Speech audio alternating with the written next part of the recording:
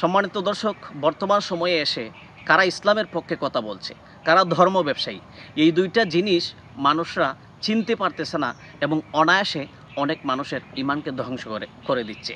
কেউ ইসলামিক রাজনীতিকের নাম দিয়ে মানুষের ইমানকে হরণ করে নিচ্ছে। কিছুদিন আগে একজন নেতার বক্তব্য ভাইরাল হয়েছে। তিনি বলতে চাচ্ছেন যে আমরা যদি নির্বাচনে হেরে যাই, হেরে যাবে কোরআন, হেরে যাবে ইসলাম, নাউজুবিল্লাহ। এরকম ইমান বিধ্বংসী কথা যারা বলতে পারে তারা ধর্ম ব্যবসায়ী ছাড়া আর কেউ হতে পারে না। আমি তাদের নাম মেনশন করতে চাচ্ছি না এবং কারা এই বক্তব্যটি দিয়েছে আপনারা সুস্পষ্ট অনলাইনে দেখেছেন।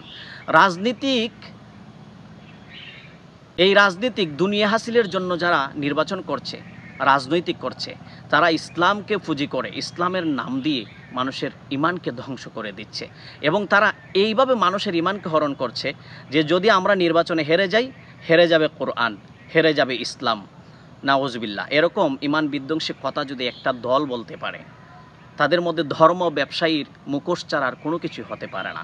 আমি বলবো এই ভিডিওটির মাধ্যমে আপনারা সুন্দর কথা, এই সুন্দর চেহারার হাসি দেখে পাগল হয়ে যাবেন না। আল্লাহ রাসূল সাল্লাল্লাহু আলাইহি ওয়াসাল্লামের আদর্শকে বুকে ধারণ করেন, আল্লাহ রাসূল সাল্লাল্লাহু আলাইহি ওয়াসাল্লামের সুন্নাহকে বুকে ধারণ করেন, কুরআনুল কারীমকে বুকে ধারণ করেন। দেখবেন আপনাকে ধর্ম ব্যবসায়ী যারা, তারা আপনার ইমানকে ধ্বংস করতে পারবে না।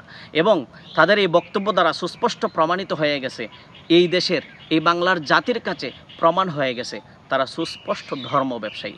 সো আল্লাহ তাআলা যেন এরকম ইমান বিধ্বংসী কথা থেকে আমাদেরকে হেফাজত করেন। আসসালামু আলাইকুম ওয়া রাহমাতুল্লাহ।